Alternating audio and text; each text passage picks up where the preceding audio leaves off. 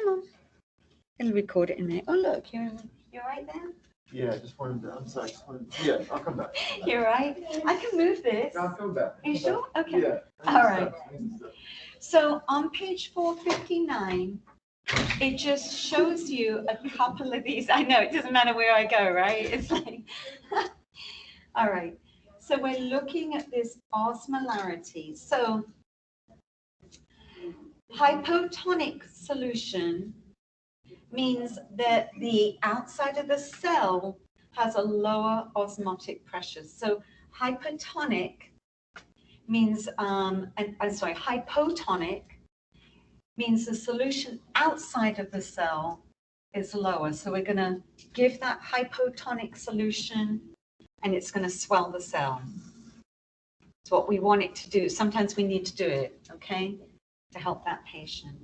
Hypertonic, we're thinking of cells that need to be scrunched down a little bit. So then we're going to give something like that, okay? Hypertonic. And then isotonic is the just maintaining it. So a couple of things I want you to be aware of. If you give a hypotonic solution, think hippo, right? Hippo, swollen, big, whatever you want to call it. It's going to move out of the vein and it's going to go into the cell. It's going to swell the cell, right? That may be something we want it to do, depending on the situation with the patient. Let's just look a little bit further down. So does that help you a little bit? I just want you to understand those different types of solutions. And actually, one of the things it talks about as well, when people are dehydrated, what that cell looks like as well. So just bear in mind that. But osmosis is the movement of water. That's what we're looking at because something is more concentrated. So water is going to go to that more concentrated area to balance it out. That's what's going to happen. So it's going to go from less concentrated to higher concentration. That's what osmosis does to create the balance. Yeah? Okay. All right. So let's look at a couple of other pieces in this as well. And I'm just seeing if there's anything I want to. I think that's pretty much it. Yeah. Any questions first of all before I move on that? You got that. But you can have a look at that video. I like that video. I like how she does it. It is fast and furious, but you can listen to it a couple of times, and it just basically reiterates what I've just said here. All right. A couple of other things that we can give if, for instance, somebody has blood loss. Or if they're in shock or liver failure or burns, for instance, colloids, all right? So actually crystalloids, crystalloids right here. So crystalloids we can give, and I just want to see if there is, the main crystalloids that we're talking about are the ones we've just talked about, normal saline, lactated ringers, those types of things. And we use crystalloids for all sorts of things. We can use it for burns, we can use it, you name it, maintenance fluids, urinary flow, but other things we can use it for is replacement therapy, such as burns, those types of things. And that's going to be depending on what's going on depends what type of crystalloids we're going to use. Talks about normal saline as a crystalloid and lactated ringers. Again, bear in mind, hypertonic saline, that means it's very what? Would it look like this or would it have a lot more salt in it? Yeah. Okay. Hypertonic. So it would be so you're actually going to be, you've got to be aware of the percentage on that. It would say like 3%. 3%. It's a high alert type of medication. So be aware of that. The problem is with that type of medication as well, hypertonic. I want you to just look further down. It says hypertonic saline is a high risk because deaths have occurred when it's inappropriately infused. It can lead to what's called osmotic demyelination syndrome. What did I say? If it's a higher concentration, that's where fluid is going to go, isn't it? So if you've got these swollen cells, it's going to pull that fluid. And unfortunately, demyelination can occur. Say it's somebody who's got a swollen brain. If you do it too quickly, it can actually cause brain death. So osmotic demyelination syndrome, okay? So be aware of that. All right, let's just have a look at colloids very briefly as well. And colloids are things that are going to actually help increase pressure, right? They're going to increase some pressure. So they increase the blood volume. They can be called what are called plasma expanders. So things like albumin, dextrin, certain fats can be used. But anyway, they can be used a lot in times of shock, or if somebody has burns. They're going to actually help with plasma volume expansion. And one that is indicated here in the book is albumin, which we produce naturally. Okay. But anyway, albumin, it is derived from human donors. So unfortunately, it's very, very expensive, but that's one colloid that can be used. Dextrin is another one. And then blood products. I just want you to be aware, of course, we can use blood products, can't we, all the time? And there's some of the things that you really need to know about with the blood products. What do blood products do? They carry oxygen. They can be used for shock, right? They can be used to expand for pressure, or if somebody needs some sort of fluid expansion, you might use whole blood. Depending on what's going on, they might just need red blood cells rather than whole blood. So just bear in mind of the different types down the bottom of page 461.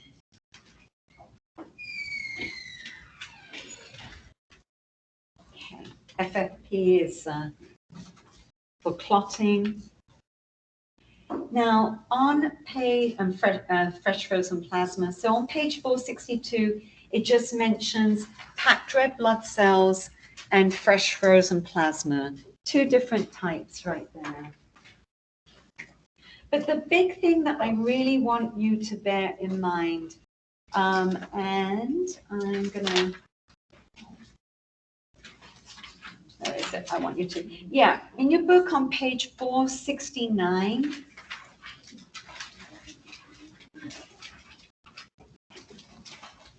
it talks a lot about the care of a patient using red blood, using basically blood products. 469, I think. So pass this around in case you've not had the chance to look at something. This isn't blood, right? You'll be all right, I promise it's fake. But look at the label. Understand how many different components there are that you need to be aware of when you're looking at blood. You're not going to give that blood by yourself. You're going to check it off with another nurse before you give that blood, right? You would never give expired blood.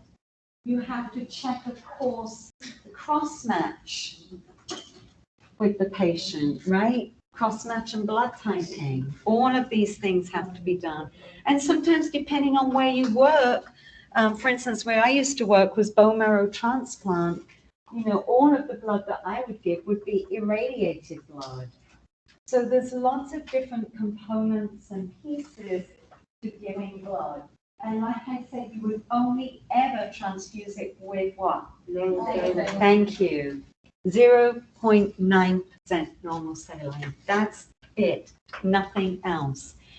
So I do want you to be aware of some of these teaching points and understanding of what you're going to do. Now, remember, you're going to monitor that patient really carefully when you start to give blood. Normally, you do vital signs every 15 minutes for the first hour, and you're going to monitor that patient carefully. If they start complaining of backache, especially in the kidney area or something like that, you're going to stop it, okay? You know, they can start to get chills and fever. You're going to check their vital signs carefully. There's a lot of potential for transfusion reactions with the blood. And with that blood, you're going to, if they do have a reaction, of course, you're going to stop it. And that's partly why you've got the saline there as well. Is you're going to keep that blood bag. You're going to document everything, keep that blood bag, and they're going to send it off to the lab and see what's going on there. See what type of problem there was, okay? So I really want you to be aware of the signs and symptoms of a transfusion reaction. Very, very, very important. In the book there, it says, the first one, it says, report these signs and symptoms to the prescriber immediately. And then secondly, it says, stop the blood or product. So if we see it on a test, should it say stop the blood or product and then report it to the prescriber? If somebody is having a side effect, I don't even know what to tell you. Honestly, I really don't, because sometimes you've got to stop that. I mean, you've got to use some common sense as well. I mean, you're doing the two things together. You're stopping it and calling. I mean, I just hate that they make it so confusing, because it's not an either or, it's a both. And I don't know how to. But I guess, like, this is, a lot of times she says all the answers could be right, but it's a matter of Most right. First, so, I mean, you're going to call the provider, of course, you're going to put a call out, but once you're putting that call out, I would stop the infusion and just run saline. And that's normally in a, like standard, like a protocol, you know, like a standard protocol, if it has that. So, I don't know. Has it come up? Yeah, I think on the EAQ. And what did it say on the EAQ? Stop. Yeah, you got to stop the infusion. See, but in the book it says report first, then stop. So You go with the EAQ. Go with the EAQ. Where does it say stop first? Where does it say that? on page 469, the paragraph above the above the green box, says report these signs and symptoms to the prescriber immediately, comma, stop the blood or product. 11 lines up from the green box. So, but the EAQ said, which it makes Report the sense to signs stop it, immediately, stop the because blood everything product, wrong, and just keep. stop it and then call the provider, but Yes, you are going to report it immediately, of course. The two things happen simultaneously. I would just stop it. I'm already in the room. He's having a reaction. Well, let me put it to you like this. If you were the patient having a reaction, would you want to continue getting worse and worse and worse whilst your nurse goes, you know what, I'm just going to leave you. You'll be fine. Let me go off and call, because that will take at least 10 minutes. I mean, even if you've got, you know what I'm saying? Really, let's use a little bit of common sense as well. So you might get that question wrong, but quite honestly, I'd rather get the question wrong. Their reaction could be worse, and the time it takes you to go call the doctor, they could be in there dying because you didn't stop it. You're going to do both. So if the EAQ says stop the infusion first, I would go with that first.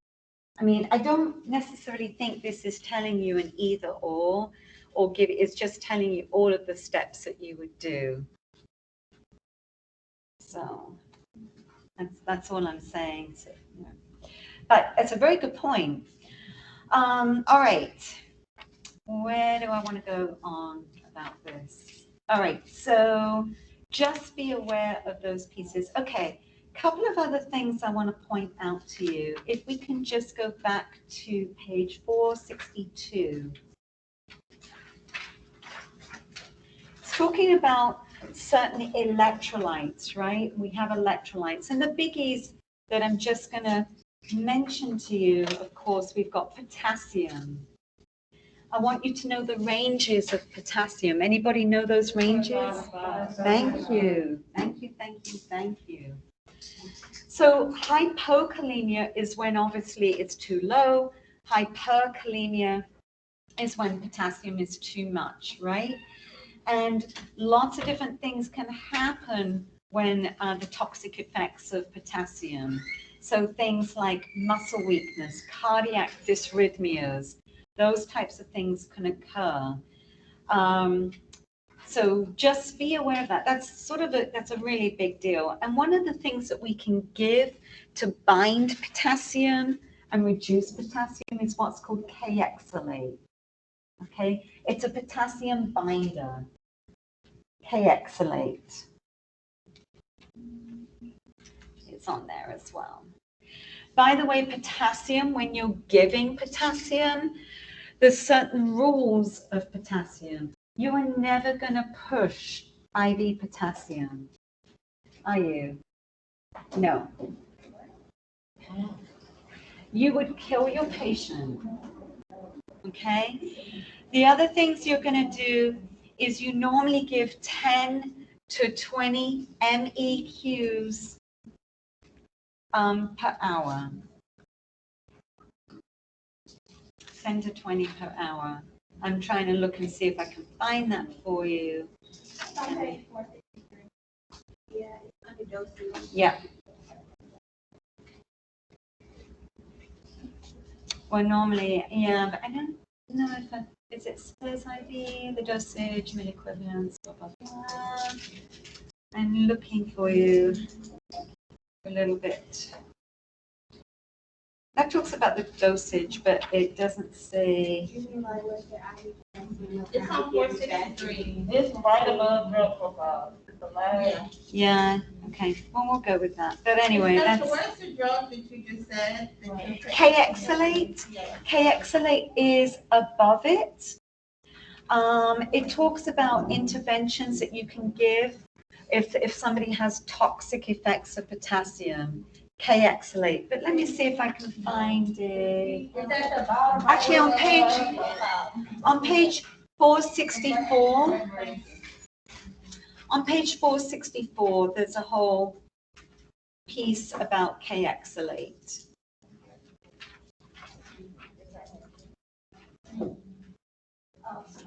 Okay. And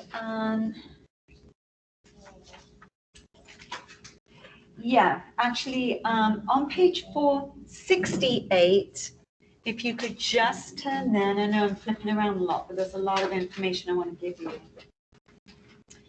To do with potassium, I knew I saw it somewhere. It talks about IV infusions of potassium. If you can see that on page 468, IV, it should be always given diluted. You can never give this undiluted unless you want to put your patient in cardiac arrest. Diluted potassium only if there is a urine output of 30 mils an hour or more. Got to have good renal function. And most institutional policies recommend IV solution is given at less than 40 MEQs of potassium, and the rate should not exceed 20 MEQs per hour. That's important to know, okay? So if you're giving 40 MEQs, that would be at least, at the very least, 2 hours, possibly even 4 hours. That makes sense? Okay, that's highly important. Okay. Generally speaking, if they're not on a cardiac monitor, so if they're on a med surge floor, you're going to give that at like 10 MEQs per hour. So it would be over about 4 hours if they're getting 40. That makes sense? Yeah? No?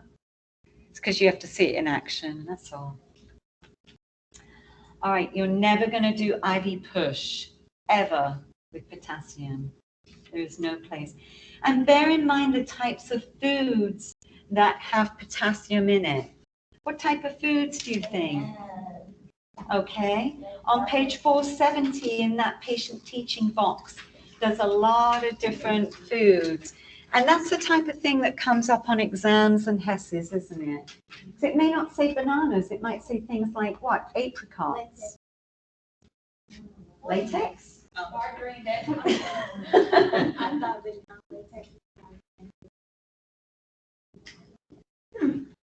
I don't know. I have to research. I don't know. That's a good point. But anyway, there's a lot of foods that are high in potassium. Okay, so please bear that in mind. Okay, sodium. Let's just have a quick look at sodium. What's the range for sodium? 135 to 145. Thank you. You got it. And again, we're looking at hyponatremia, low salt, right? Or hypernatremia. And of course, there's reasons for it. Medications can cause it. But again, look at this indication, hypertonic saline. So that's not your 0.9% saline. That's your 3% saline. That's your hypertonic saline. This does not get used often, but it is high alert. And actually, one of the students a few terms up, I think he's about to graduate, he actually saw this happening in the ER. A patient came from another hospital to them because of this particular situation. They'd infused the 3% saline too quickly, and this patient unfortunately had a demyelination syndrome. Shrunk everything up too much in the brain, way too quick, okay? Patient died. Beg your pardon? They were brain dead? Yeah. So something to definitely be aware of, okay?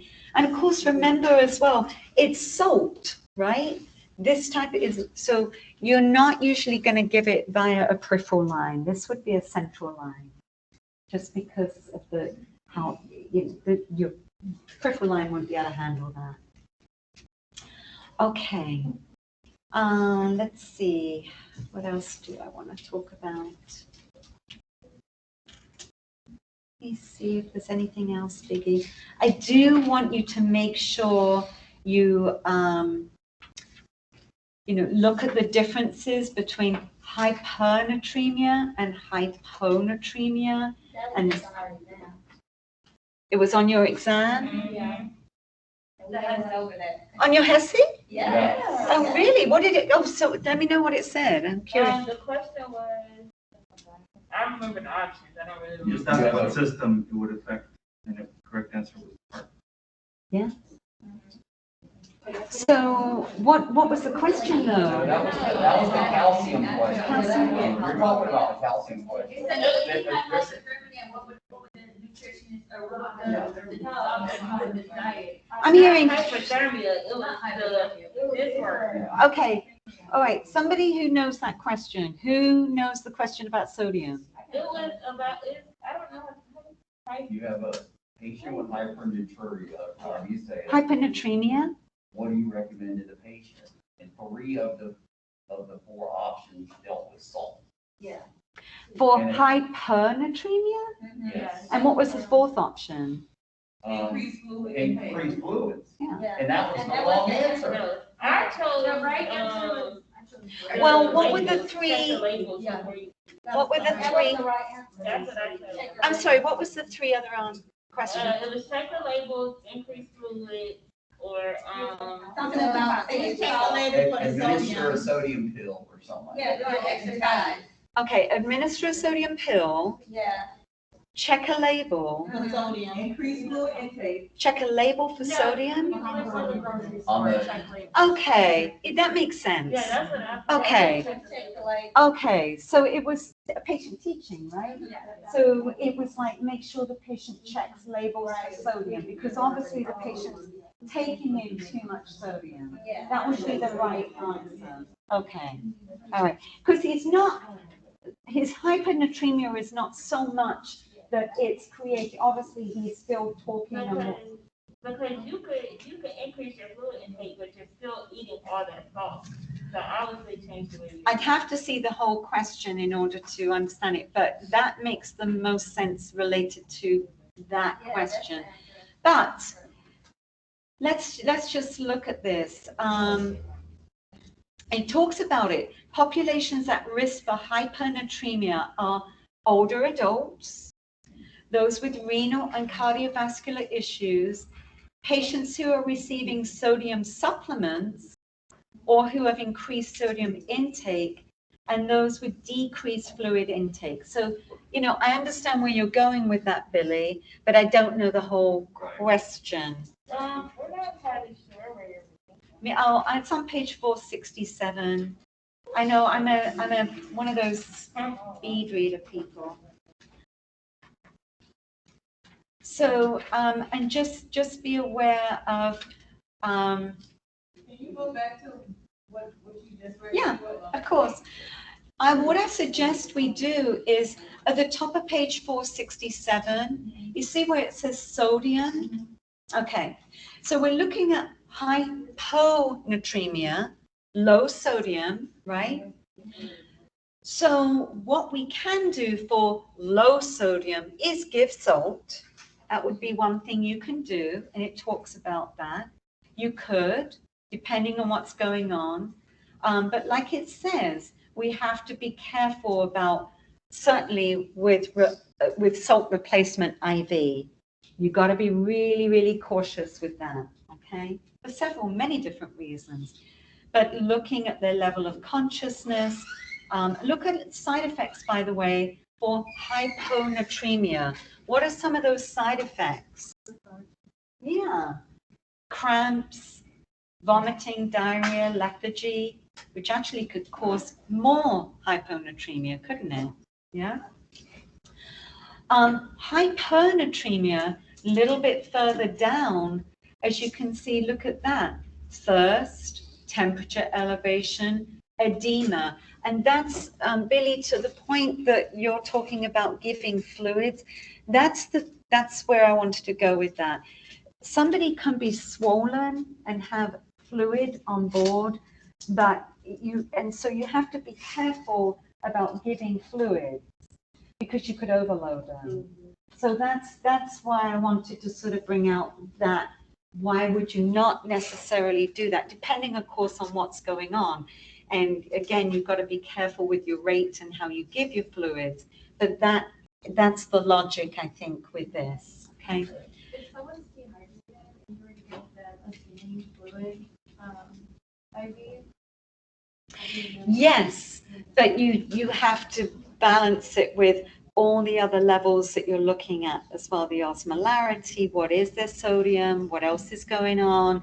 You wouldn't just go, oh, they're dehydrated, let me open that thing wide and give them a liter in an hour.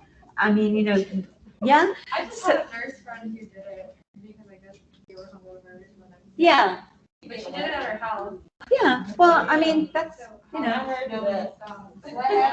I heard of that. Well, I give Myers cocktails all the time to patients, but for different, but you're still going to be cautious.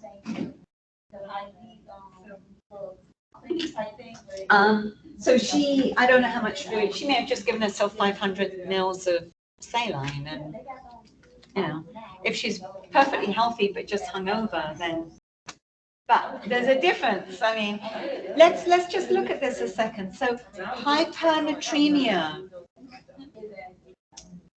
Hypernatremia. Hey, guys, please listen.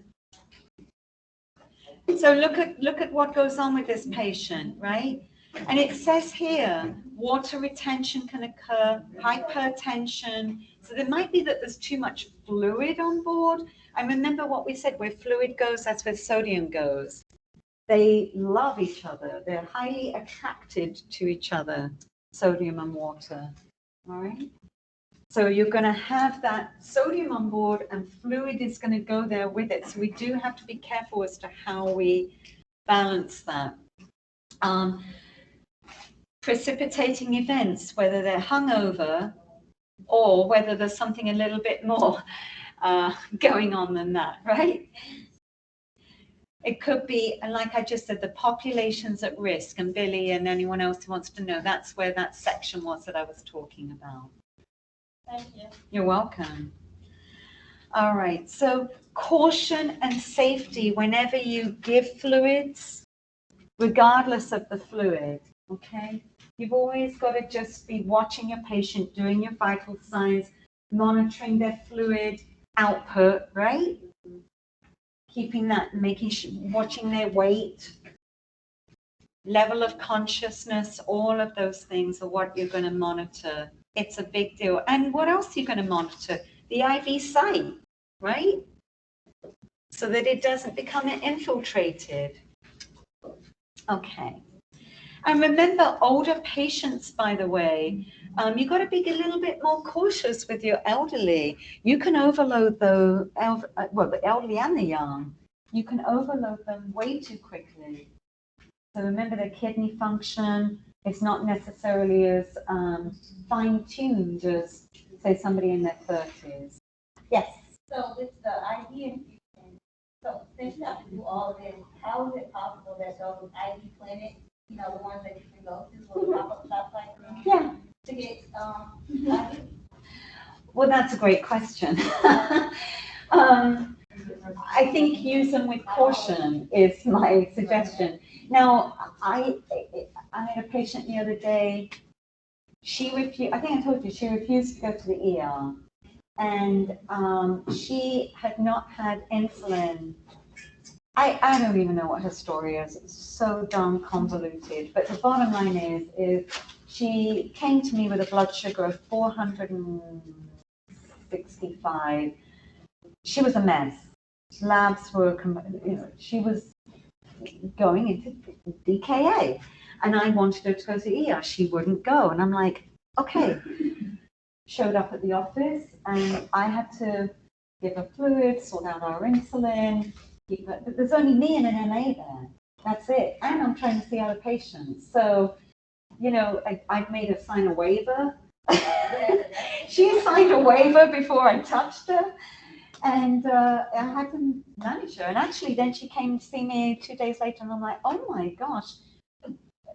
She looked like a different person.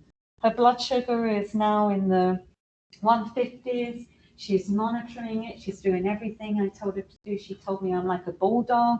I said, Jack Russell Terrier. Thank you, not a bulldog. But anyway, but my point is that the perfect thing? No, not at all. But I can't speak to these clinics because I don't work in them. But they're doing things like Myers cocktails, which basically we're going to talk about vitamins. They're B vitamins, they're, combination of B vitamins, vitamin C. But again, you have to be careful because you don't want to megadose someone. Right. So I don't have a problem with them. But my suggestion is if you're going to go to one of them, just really be cautious and maybe read up a little bit about you're talking about Thrive and some of these clinics. I don't know where they came from and who's running them.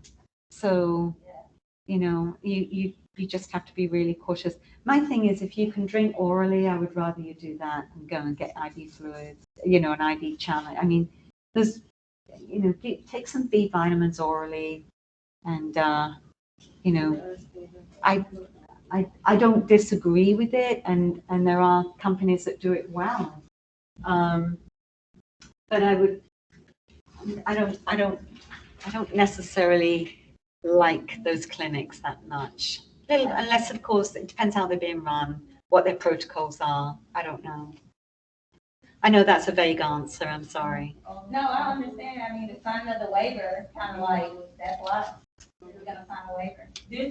I have a question. Did she tell you why she didn't want to go to the hospital? Or she Yes, she did. And, you know, she had some valid reasons. Is it because you're the person that she goes to? I'm her primary. She felt very safe with me. Exactly. She didn't feel safe going to the ER with the uprise of COVID. And I'm like, okay. That's so true. I mean, that was, you know, thank you God that I was able to do the right thing by her. But, you know, it's a lot, it's a lot on one person. I figured that though, because think about, like, you are doctors, they don't treat you the same as your primary. Yeah, but that's what they do, and they do it She fantastically. knows that you're gonna look out for her though, like, you're gonna care for her or care about her more than her going to the ER, they're not Yeah, gonna. well, you know, it depends. I also looked at the whole picture as what was done, but you know, in that case, she was okay. That wasn't a perfect situation, but anyway. So fluids, do you feel a little bit more like you understand fluids a little bit more? Does that help you today?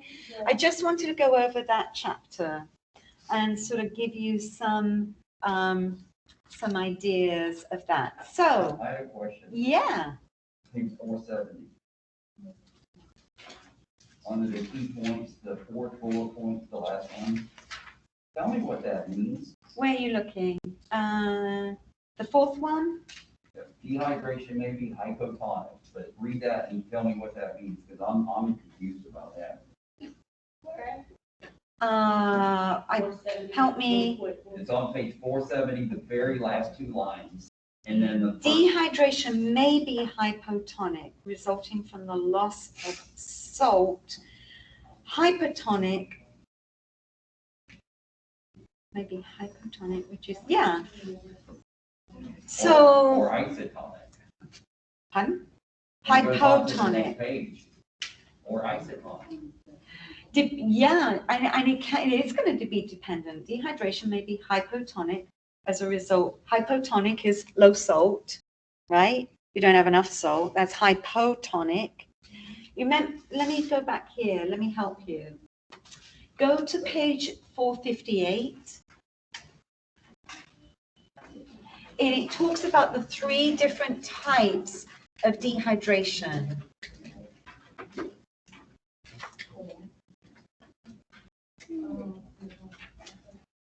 Okay.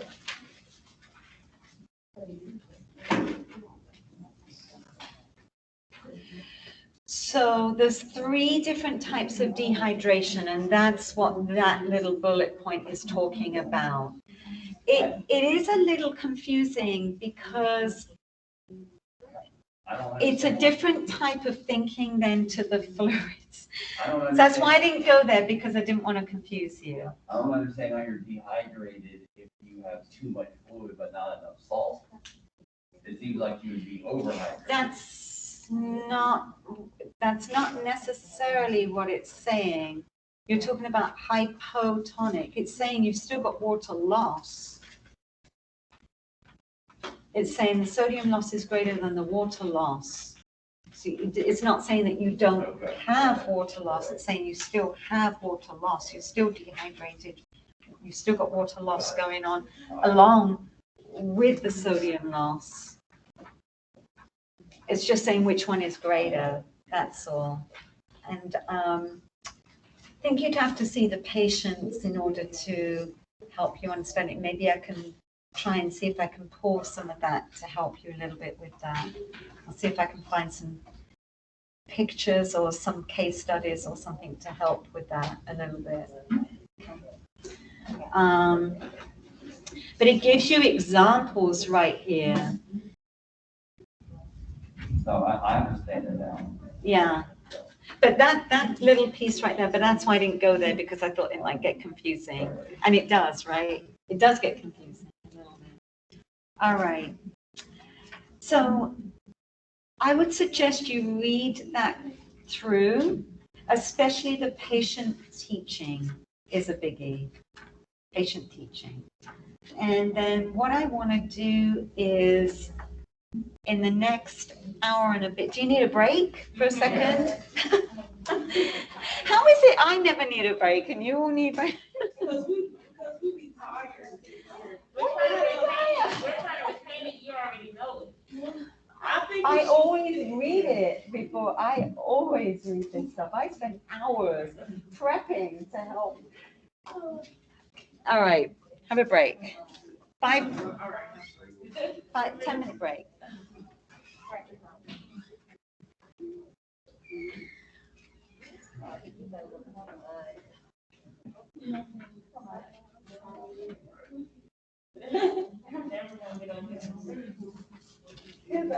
And then we're going to go over the two.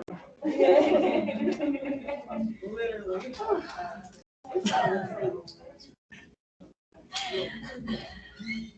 Thank you, Victor, for your encouragement.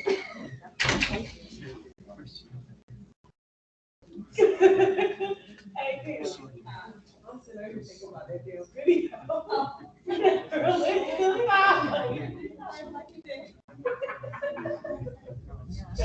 Yo, oh, yeah. That's crazy.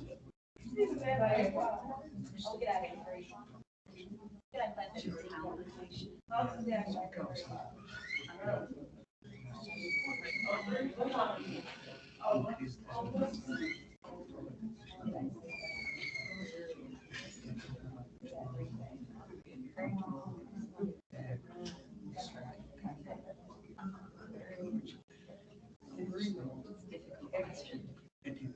I would have probably said drink more fluids.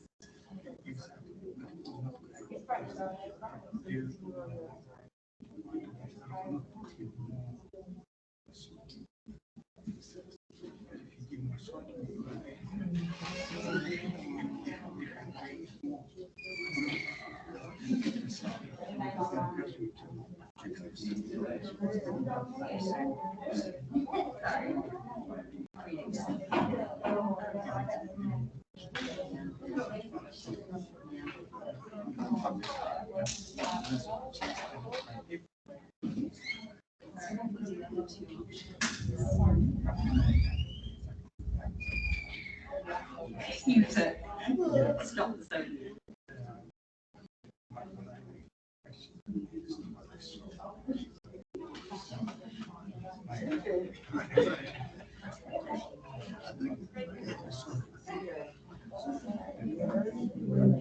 That's going to actually create more.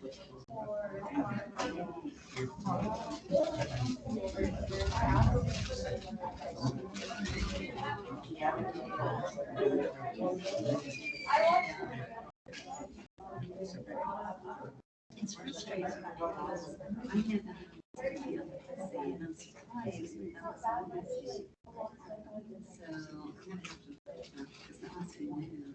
Oh, it's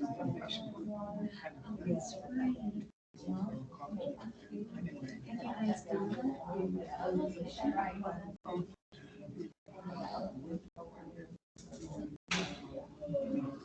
But you needed this. In order to understand the game, Yes. You have to get those sodium and sodium water.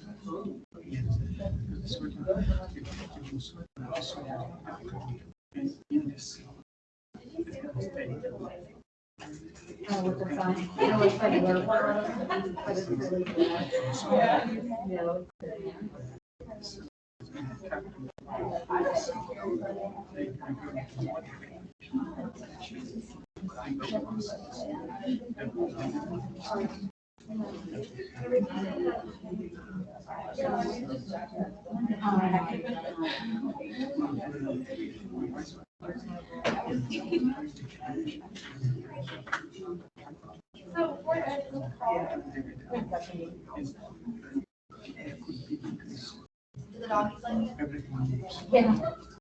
Yeah, that first third sounds like. Because my part, I was ready. From the cell to Yeah, so wow. yeah. there is no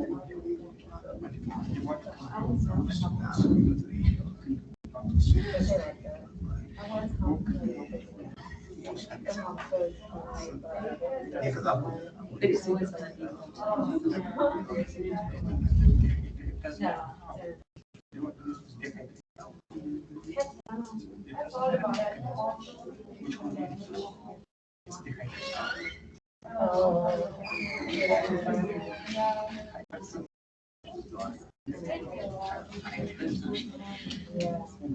but that to help them understand you wouldn't give up fluid and teach that.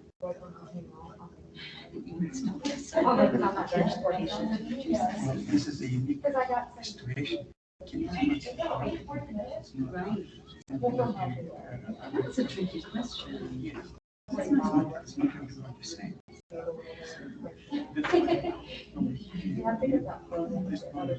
I know Yeah, but even so, I don't hear a question. It's not that, I remember it one doesn't give time I enough was ready. information. That's what I'm saying, it doesn't give enough information to to make no, like educated decisions. correct. Who did it say? It said, what do you need? I need this, then that would be no, because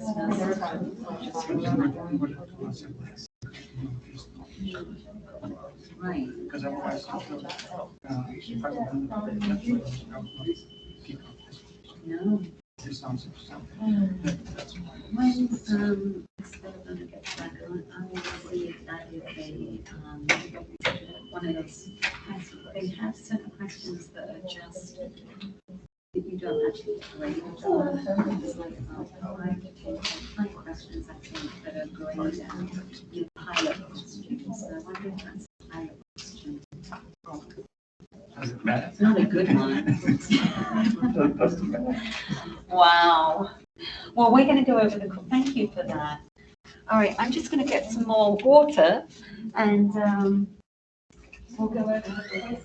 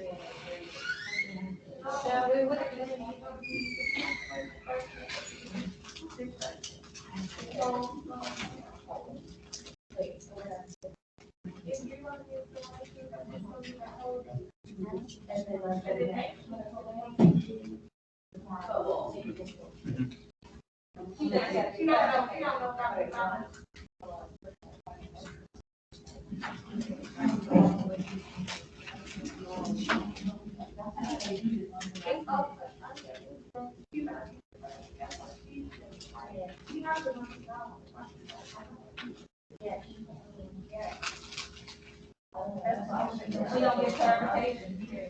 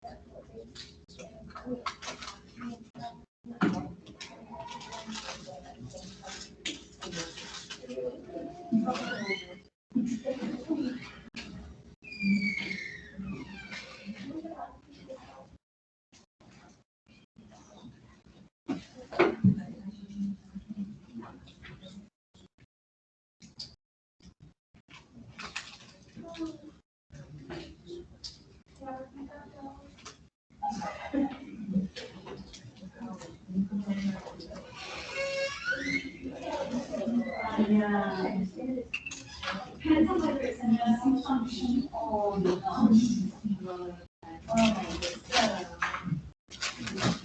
A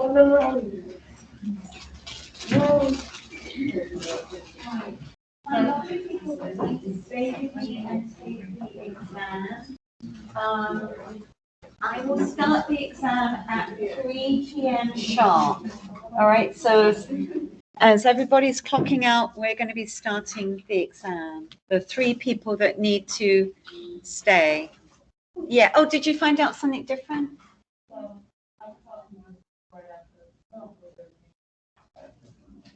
we're gonna have to take it. I don't have any other choice. If it's anything different from that, you need to be aware. But we're gonna take it today, that's it. I can't keep moving on. We're gonna have to take it today. And I would suggest you look at the more. Did you say yes? Okay. Can we talk now? So we can clarify this. Oh, good.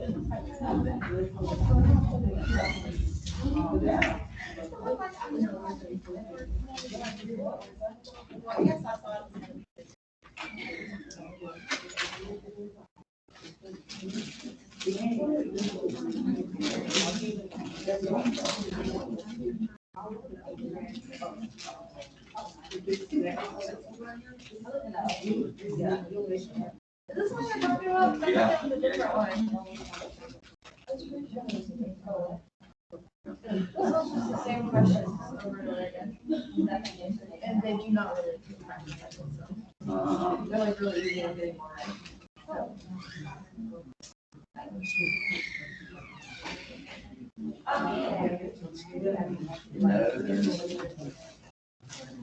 It should be like 43. All right, we got a little bit of time, and I wanted to take this opportunity to go over the quiz and the exam for you for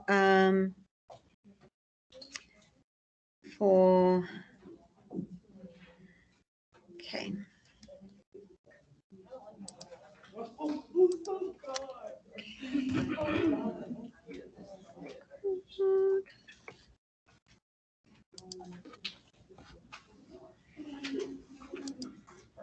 So you understand that on Monday, you're going to take the quiz, correct?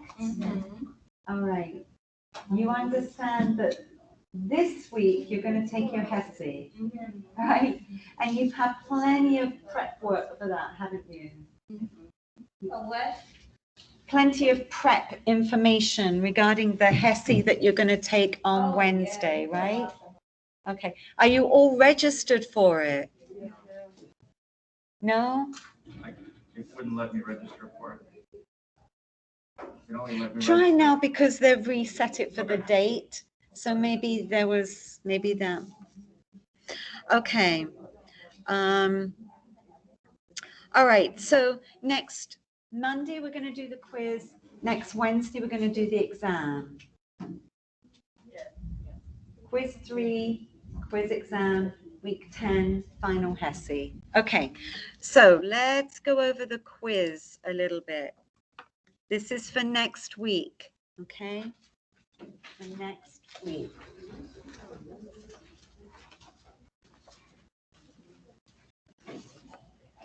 Okay. You're out of here by 3. I'll have you out of here, I promise you, by 3. Other than the 2, it's going to be 2 of you that are taking the exam, and I know you'll get it done quickly. You'll be fine. All right. So, quiz 3. Monday, August the 2nd is when you're going to take it. You all understand that, right? How's that? You can see me now. It's 25 questions. It is going to be based on diuretics, which is chapter 28, and then chapters 30 through 33, which are endo. So let's just look at some of the things. Okay.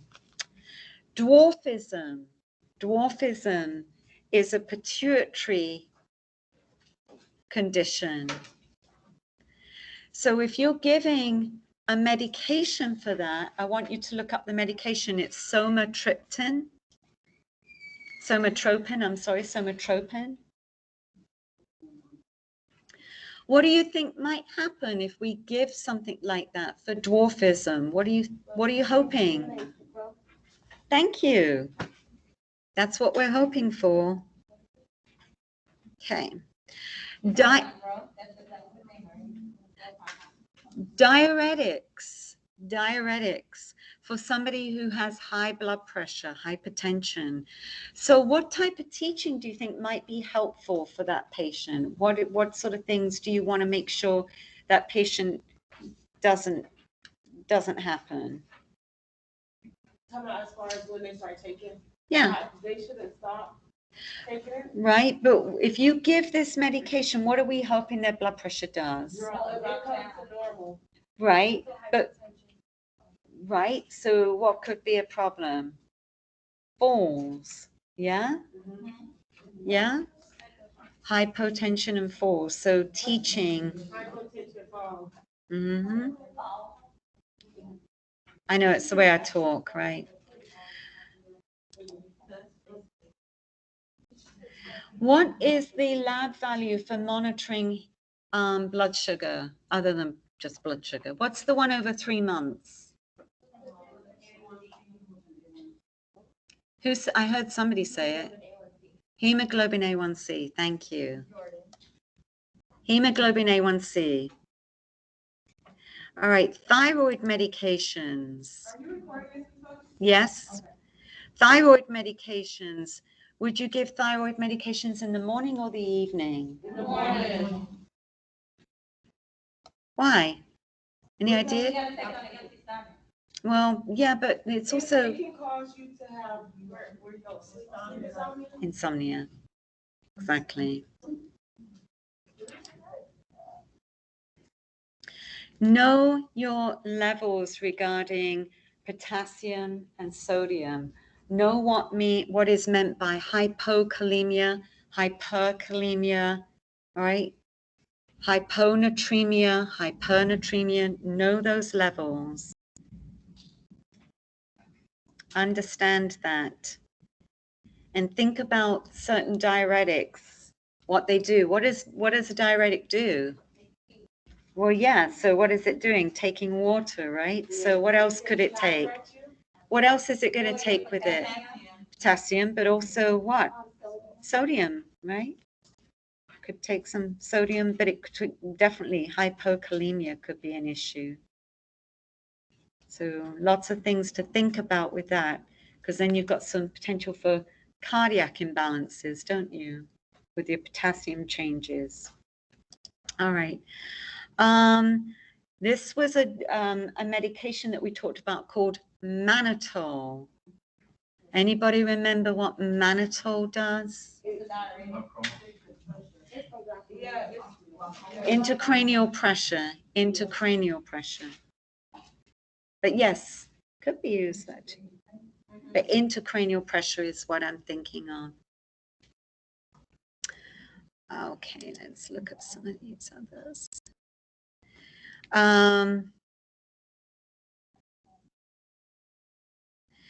Think about when we talked about NSAIDs. What's an NSAID? All right. So if somebody is on steroids, we want to maybe do some teaching regarding NSAIDs, right? Because that could upregulate the action of it a little bit more. It could cause more gastric irritation or something of that nature. So just be aware of that.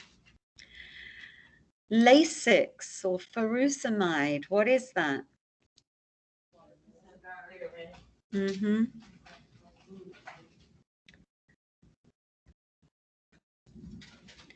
Would it affect the blood pressure maybe?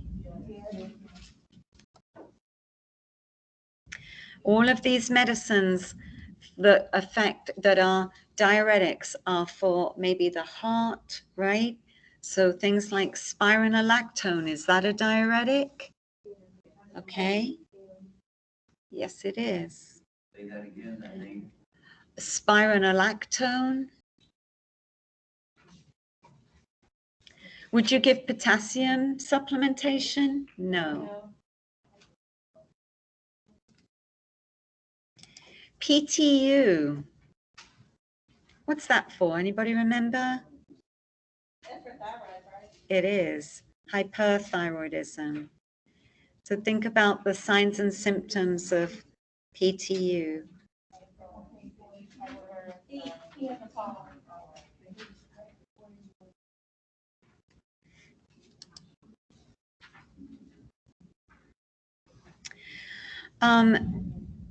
Vasopressin. Vasopressin, caution with IV. All right, be very careful when you're giving that medication IV. Because you need to give it slow, right?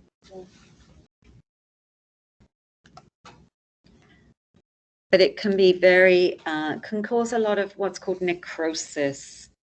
So you don't want that infiltrating, okay? Just like many of these other things. Okay. Know the difference in your insulins when they peak. So you need to know those things.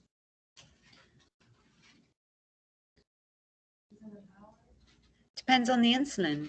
Regular is gonna be 30, 30, 30, no, 30. It's going to 30 start minutes. peaking in 30 minutes, yeah. And then rapid is gonna be 15, good. and then NPH is gonna be 2 hours. That's the problem with it. It can be. Yeah, NPH is a little bit more labile, but yeah.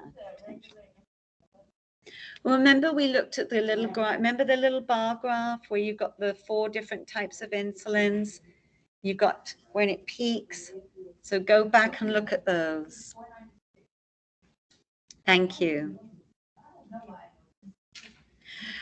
Somatropin again. Somatropin. I want you to know that drug, somatropin.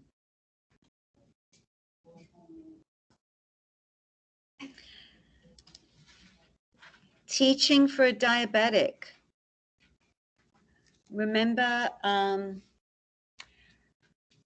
which way are you going to do your regular insulin and your NPH? Is it Clear insulin and then clear to cloudy?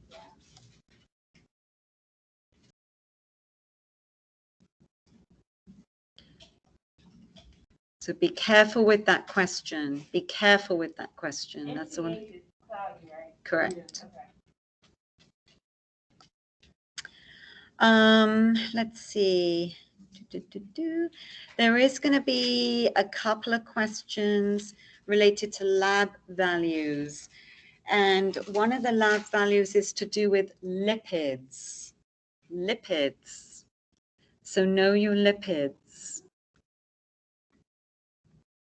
HDL, LDL, total cholesterol, triglycerides.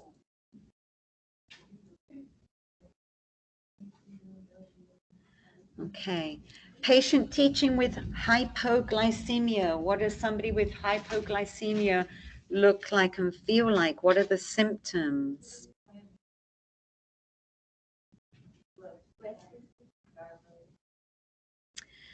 Know about hydrochlorothiazide.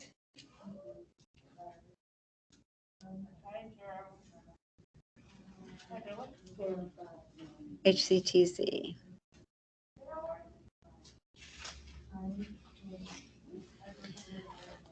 Let's see what else I've got here.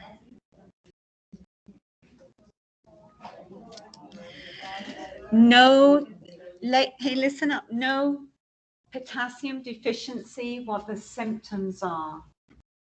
Potassium deficiency, the symptoms. You need to know it.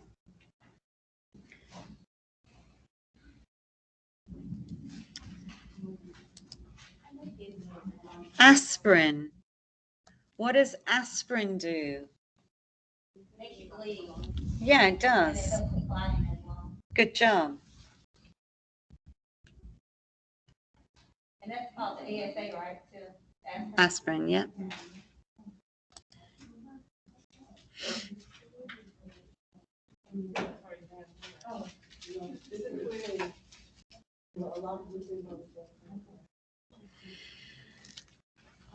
All right, couple of other questions for you.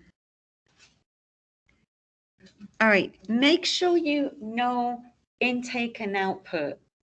I don't want to see anybody getting an intake and output question wrong. There's absolutely no excuse. Will we add a subtract? Is that what you mean? Read the question is what I'm saying. Read the question. If it says intake, you're going to add up the intake. If it says output, you're going to add up the output.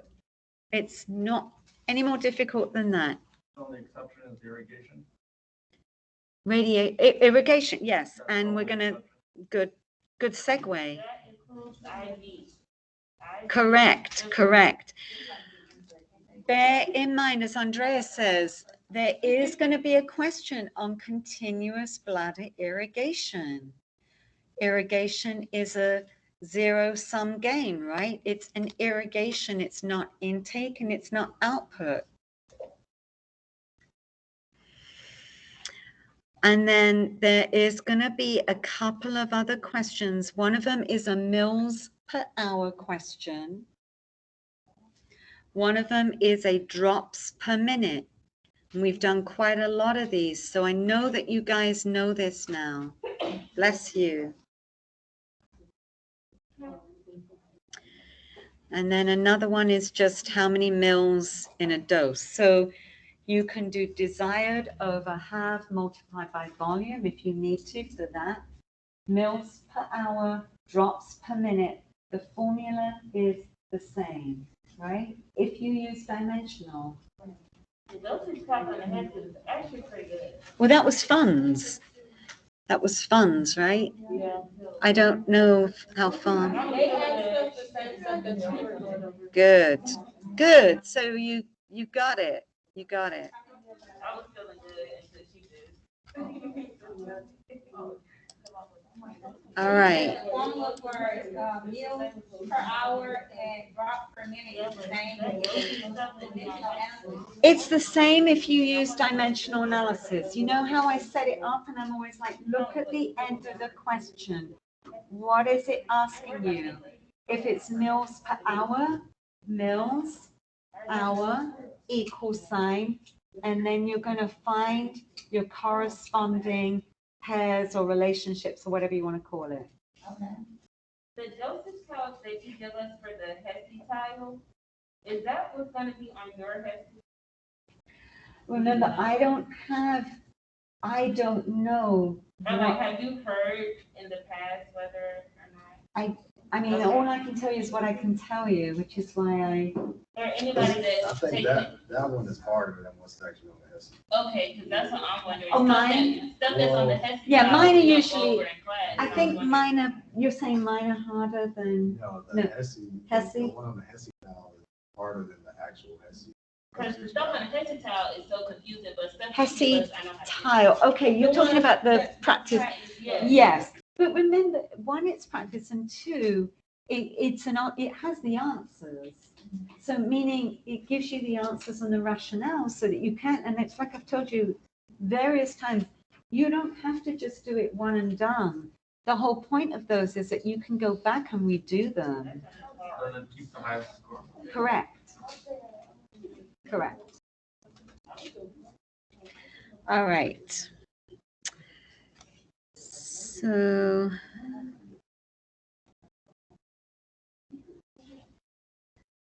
Okay, so let's now go to the exam.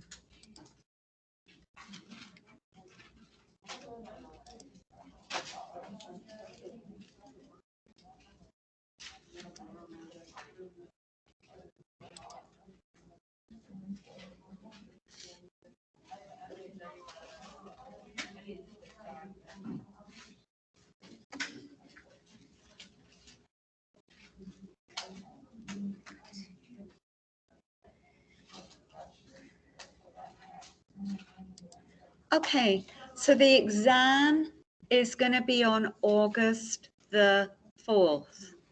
All right? August the 4th. It's going to be 50 questions. You will have 100 minutes. And there's going to be a little bit of everything.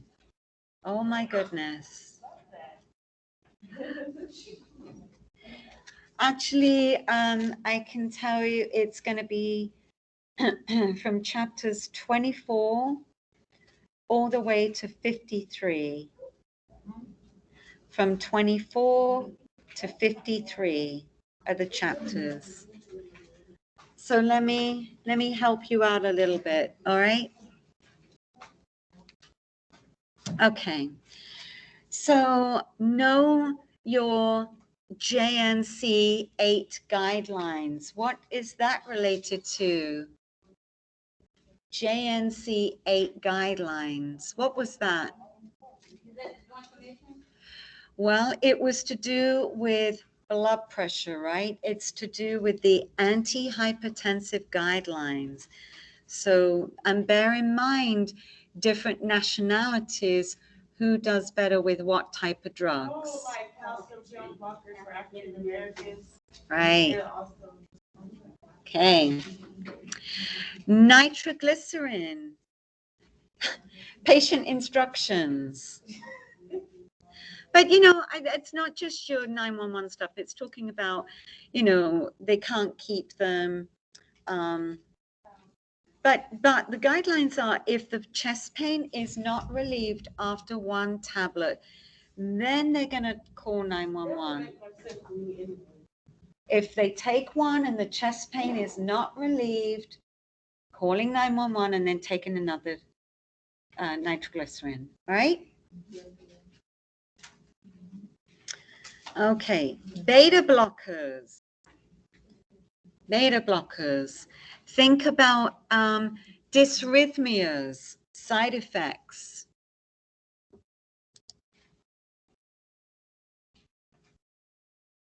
And also think about the fact that beta blockers can cause something else to go down, a couple of other things. Who said blood sugar? Good. All right, adenosine, which is used, you're not going to really see this used unless you work in the ER or ICU or something like that. Adenosine gets pushed, remember, it causes the patient for a couple of seconds to basically flatline. Think of it as a resetting.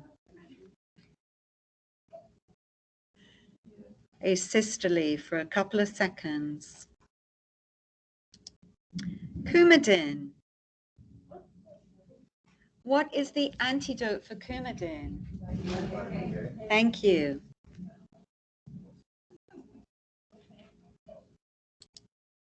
What was the antidote?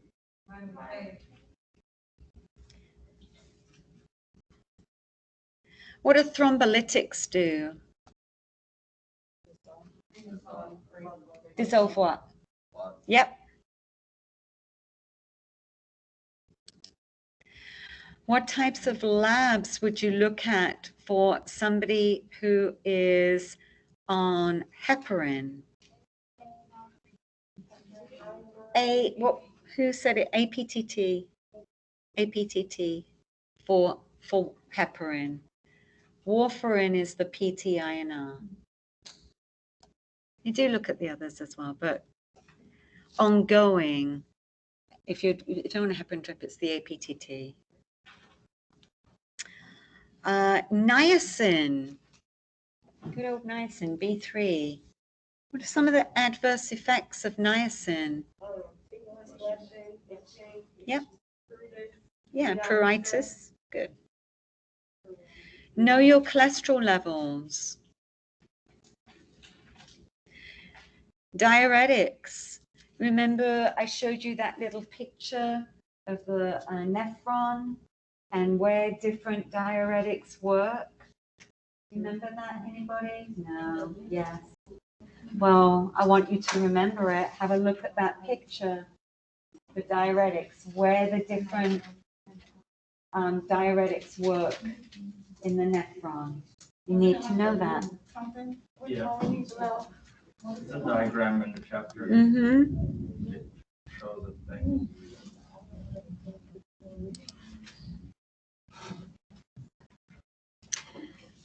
Know about Lasix. What's the great thing about Lasix? Well, furosemide. What's good about it? Thank you. It does. Diuresis works very quickly. When do you think you would take a diuretic? Yes.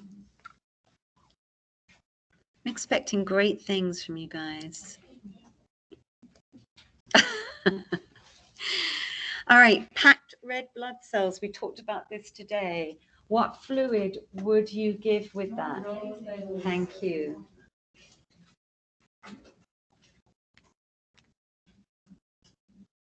Okay.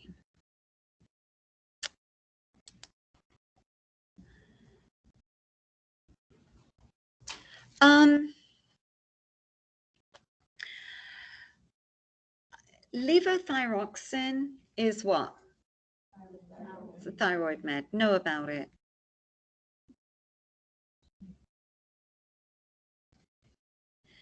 Penicillin. Penicillin.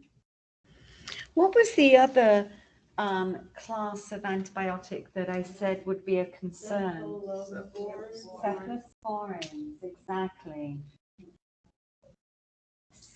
Synthetic, right. Gosh, you guys do listen. Tetracyclines. Some issues with tetracyclines. What are a couple of the side effects with tetracyclines or concerns that you would teach your patients? Some of them. Tooth, and someone mentioned sunlight. Yes, or even tanning beds. Okay, because it could cause photosensitivity, burning. Okay. If somebody's got an infection and they need blood cultures and they need an antibiotic, which way around are you going to give it? You gotta do the labs first, right? Do your blood cultures first. Blood cultures first. Because it will skew the data as to, okay.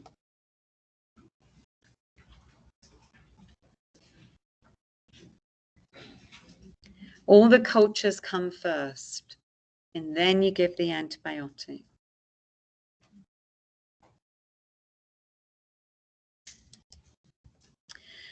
Antihypertensives. Men may not want to take antihypertensives because of what reason? Yeah. Everybody remembered that one, right?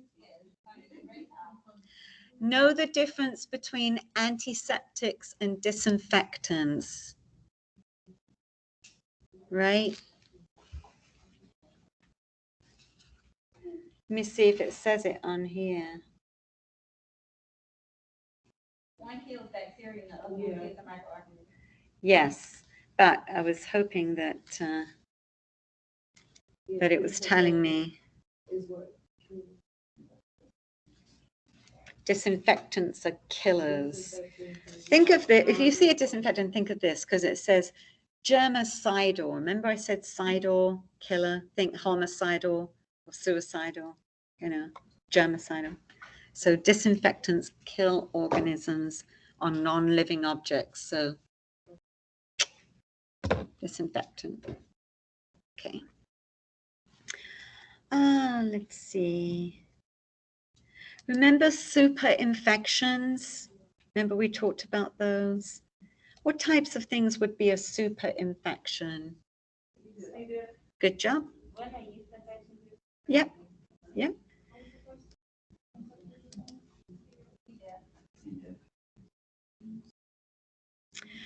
Remember we talked about a certain type of class of medication that cause, and I want you to know the class of medication that causes maybe tinnitus or even hearing loss or renal problems, kidney problems. What? Good job. Good job. You need to be on bed rest more often.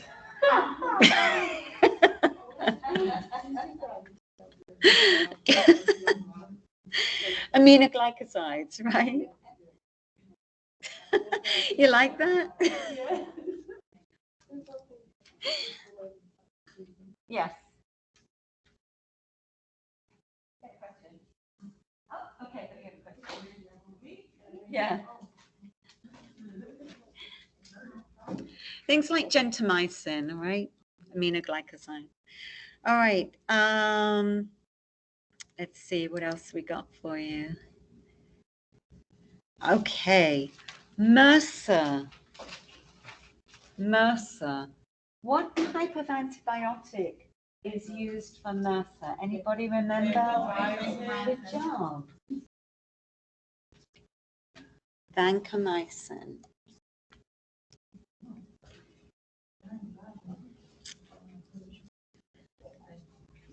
And if you're giving vancomycin, do you remember some of the, or one of the big side effects with vancomycin when you give it IV? Red man syndrome. Causes hypertension, and then people can get red man syndrome, flushing, stuff like that. Right. So remember, are you going to give it fast or are you going to give it slow?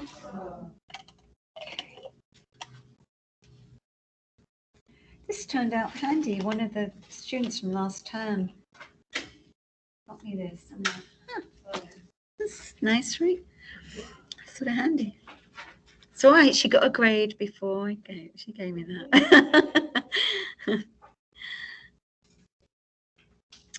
All right. Let's see. So quinolones. Quinolones are another class of what? What is that a class of? It's an antibiotic, correct? What? So it's your floxins, like levofloxacin, levaquin. What type of concern is a black box warning with this type of med? Well, and what? Thank you. Yes. Increased tendonitis and more. Tendon rupture, like bicep or, That's right, I remember that. yeah, that's the big black box warning, the tendon rupture. Yeah, tendonitis and tendon rupture. Okay, Tamiflu or oseltamivir. If someone comes in 4 days after getting the flu, can you give it? No. 2, right? Guys are good. All right, TB medications. Remember I told you that there's a certain TB med that you have to give B6. What is B6? Anyone remember what? Paroxetine. Yeah.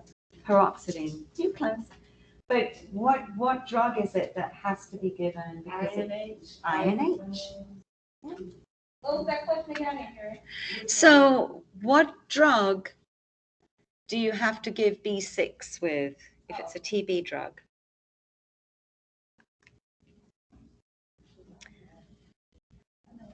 Do you know why? Because why do we have to give B6 with it? Because it causes pyridoxine deficiency.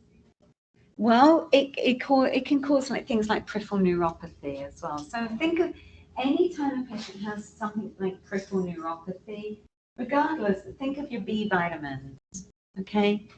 Giving B vitamins. Alcoholics as well, diabetics. Yeah, I mean, you're going to give them. Yeah. People ever limp when they have deficiency in vitamins? Do they limp? Yeah. They can do because it can be really painful. People with peripheral neuropathy, it can cause like a burning, a real, burning, tingling. They don't normally like to be without shoes. It can be very, very uncomfortable for them. But B6 or B vitamins generally help. But in this case, with TB, it depletes B6, so that's why.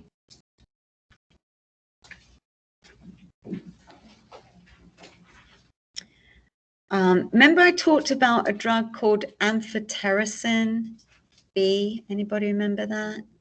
I call it amphoterrible. Oh, it's nasty, things are nasty and something like it. What are some of the, remember I talked about a drug called amphotericin, and I said Systematic mycosis. it's a antifungal, right? And remember I said that people, I mean, you start running that thing and people, we used to say they would shake and bake. It's called shake and bake. Oh, I didn't know about that. Because they literally will sit there and shake uncontrollably. It's so uncomfortable. So you have to pre-med these patients, pre-medicate them, okay? Which doesn't help that much, quite frankly, but anyway, amphotericin, look it up. Look up the side effects. How do you spell that? Yeah. Amphotericin is spelled AMPHOTERICINB.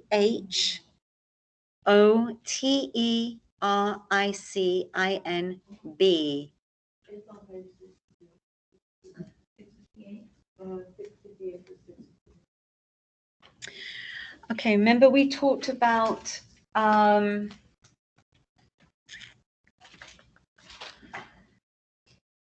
we talked about ribavirin. Remember, did anybody remember me talking about ribavirin? And I told you you needed to look that drug up.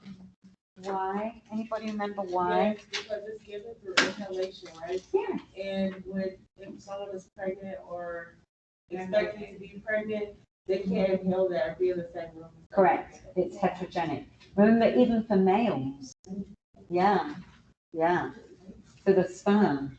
Oh, Uh-huh. see, I didn't know that. Yeah. Yeah. It used for RSV for infants, for children, but it is an inhaled form of it and can be very toxic. So the inhaled version of ribavirin. That's the extra, right? Yeah.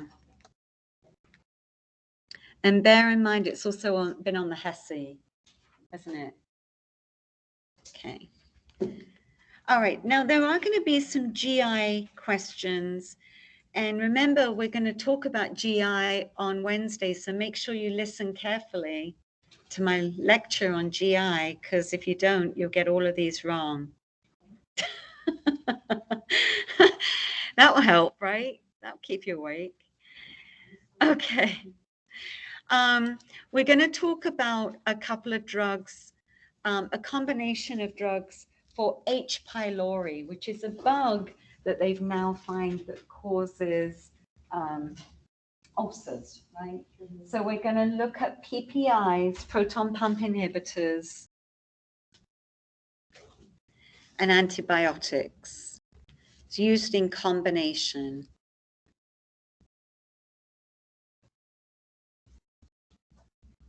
So just be aware of this. Antifungal medications for vaginal antifungals. Bear in mind, you're going to teach your patients, I think it sort of goes without saying, but abstain from sexual intercourse, okay? Because you reinfect each other, right? So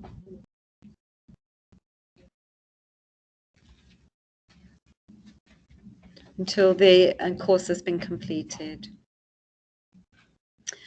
Bowel prep. Anybody ever had a colonoscopy? Yeah. So we're going to talk about bowel prep on Wednesday, but just know, go lightly, it's called. Huh, that's not true. But anyway, it's called go lightly. I think they call it that so that you will go, all right, I'll give it a go. Works well, though. It's a great detoxifier. All right. We're going to talk about this drug on Wednesday as well. Pepto-Bismol or bismuth subsalicate. So salicate, sounds like aspirin to me. That could be a risk, couldn't it? Subsalicate. If it's got salicate in it, think aspirin, Ray's syndrome, those types of things. And by the way, it will darken the tongue. Not, permanently, but when you take it, it will darken the tongue and also the stool. So you need to tell. I'm sorry, I couldn't hear you. Yeah.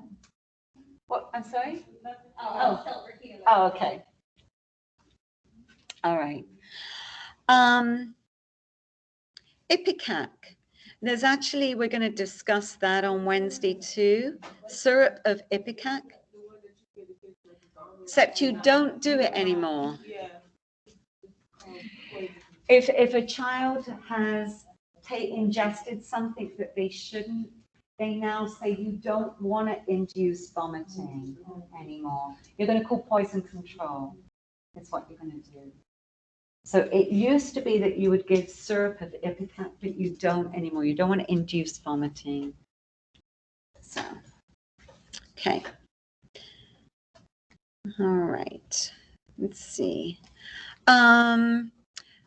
Motion sickness. Anybody ever get motion sickness on boats and things? Yeah, I do too. Remember the little scopolamine patches, right?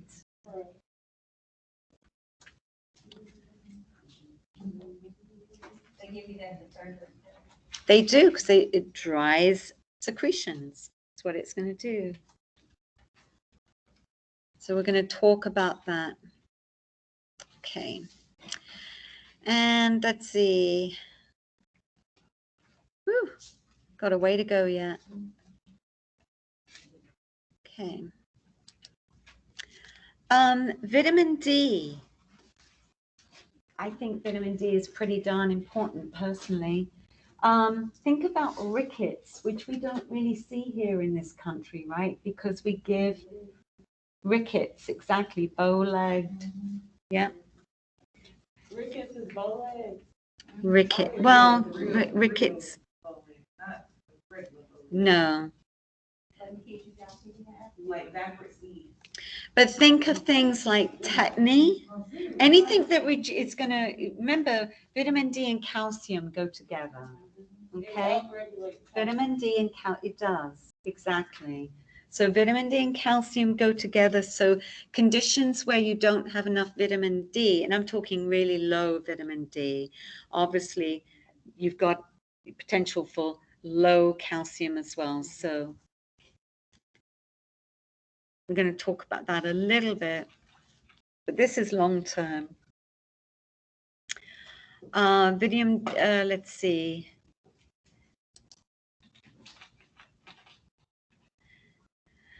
Again, know how to mix your insulins.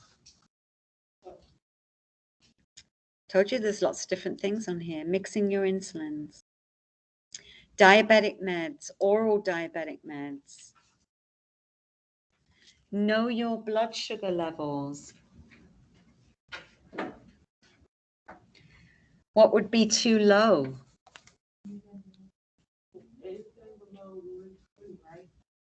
A bit lower than that. Yeah. It was 50 to 120 is normal. 50? 50. Oh, 60. 60 is a bit low. 80. Somebody look it up for me. Should be about 80. 60? That's a good salt and fine. That's what I'm because your fasting should be what, 100? It says 70 to 130 for the fasting blood. I was going to say 60 is too low. Or A1C less than 7%. What bread you got? So do we have to know the fasting or non-fasting? I would, well, you're going to need to know both. But 60 is too low for a fasting blood sugar. Have you ever had a blood sugar of 60? You ever? It's not. bum. That's too low. However, you need to know what is too low, all right? So anything below, like, 60 is low, but anything below 70 is trending down. So You said 70? go with your book. Go with your book, is what I'm saying. So 70 to 130. And know the difference between if somebody is conscious with a blood sugar that's low or unconscious. Oh, glucagon. Know the difference and what you're going to do. Conscious is insulin. You're not going to give Not in. insulin, you give, Glucose. tablets. Yeah. Unconscious, you're gonna give Glucagon. Correct. Yeah. Put them on their side. Make sure they have a good airway. All right. glucose tablets. Unconscious is glucose. No, with things like penicillin, or anyone, what is a hypersensitivity reaction? Okay, so I'm talking more of your really, really hypersensitivity reaction to do with penicillin, not just, I've got a dodgy tummy. No, but, wheezing, itching, swelling of the tongue, all right? Those types of things. You put your feet up now. Oh my goodness. This was all night long in my area. It's now moved up here.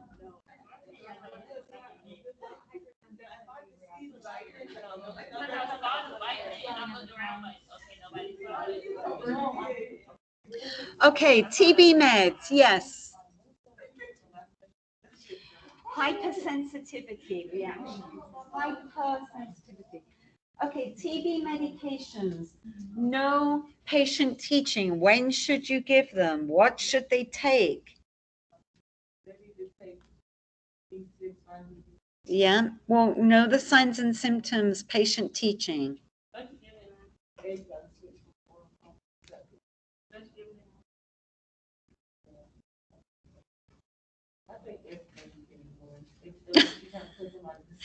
Unless you're trying to put someone to sleep, of course.